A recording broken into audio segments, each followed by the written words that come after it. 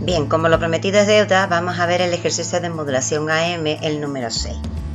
En la descripción del ejercicio vemos que tenemos un modulador doble con una frecuencia de la portadora de 100 kHz y una amplitud de 12 voltios. Estamos con un índice de modulación de 0,85 y la frecuencia máxima de la señal modulante es de 5 kHz. En este caso nos van a pedir límites de la frecuencia para la banda lateral es superior e inferior, el ancho de banda, la frecuencia lateral es superior e inferior cuando la señal tiene un tono de 3 kHz, la señal modulada, el porcentaje de modulación y las amplitudes máxima y mínima del envolvente. Bien, sí, ahora voy a dar los datos que hay que ponerlos siempre. La frecuencia de la portadora sería de 100 kHz. Por otro lado tenemos que ya nos dan también el voltaje de la portadora, que son 12 voltios. Y cuando vamos a trabajar con la moduladora vemos que solo nos dan el valor de la frecuencia, 5 kHz. Bien, vamos a ver ahora límites de la frecuencia para la banda lateral en el caso inferior, la frecuencia de la portadora y como dato nuevo la frecuencia máxima de la moduladora. Estos valores los dimos en el enunciado, es decir, no tenemos ningún problema de ponerlo. Uno será el de la portadora de 100 kHz y el de la moduladora de 5 kHz. Al resultar que sea una banda lateral inferior, tendremos que se restarán y siempre está en referencia a los 100 kHz de la portadora y el resultado sería el inferior 95 kHz. Hacemos el mismo proceso con la banda lateral superior. En este caso, estos valores se van a sumar y recuerdan que hay que hacerlo con referencia a la frecuencia de la portadora, 100 kHz. Al realizar la suma de 100 más 5, nos va a dar 105 kHz con respecto a los 100 kHz centrados de la portadora. Bien, si ahora no tenemos que representar, vemos que en el eje central tenemos a la portadora, el límite inferior será el de la 95 kHz y el límite superior de los 105. En cuanto a este apartado, el ancho de banda es igual a la diferencia entre la frecuencia lateral superior e inferior, o se calcula directamente con la frecuencia moduladora máxima, que es un dato que nos da el problema. Su ancho de banda será 2 por la frecuencia moduladora máxima. Esto eran 5 kHz, de forma que el ancho de banda será 2 por 5 kHz, que nos da el valor de 10 kHz. Bien, pasaríamos ya al siguiente apartado, que son las frecuencias laterales producidas cuando la frecuencia es un tono de 3 kHz.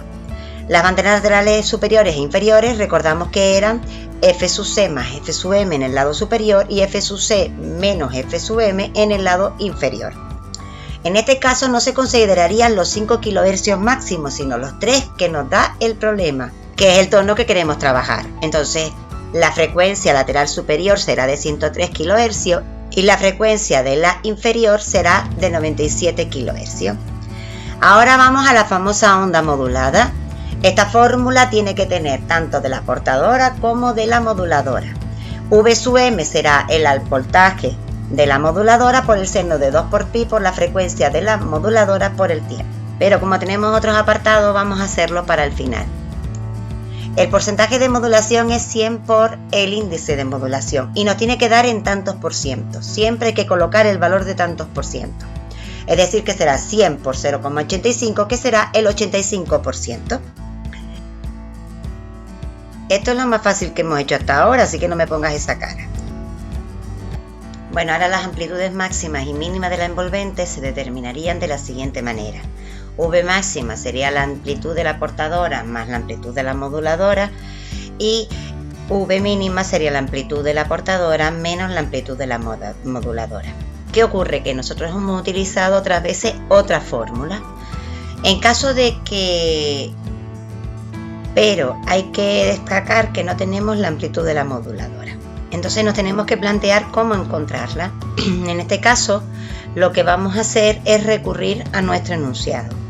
En el enunciado tenemos el dato del índice de modulación, que era igual a 0,85. Y tenemos que el índice de modulación es la relación entre las amplitudes de la moduladora y la portadora. Es decir, están dividiendo entre ellas.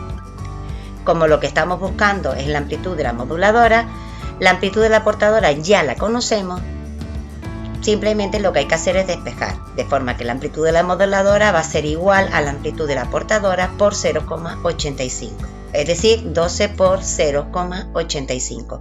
Y eso nos da que la amplitud de la moduladora es 10,2 voltios.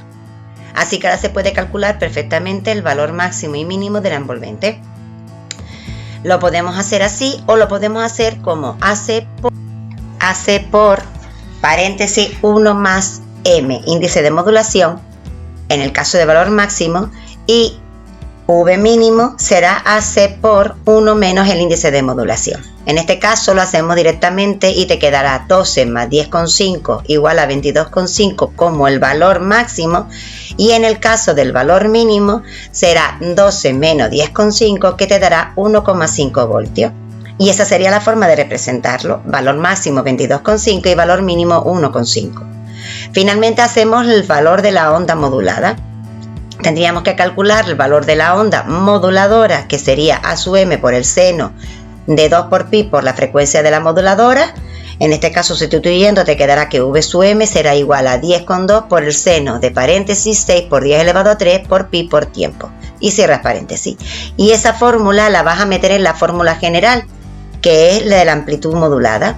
Es decir, que tendríamos la amplitud de la portadora, que sería 12 voltios, el valor de la moduladora completo, que es 10,2 por seno de 6 por 10 elevado a 3 por pi por t, y la frecuencia de la portadora, que serían 100 kHz. El valor final es la fórmula que vemos ahí.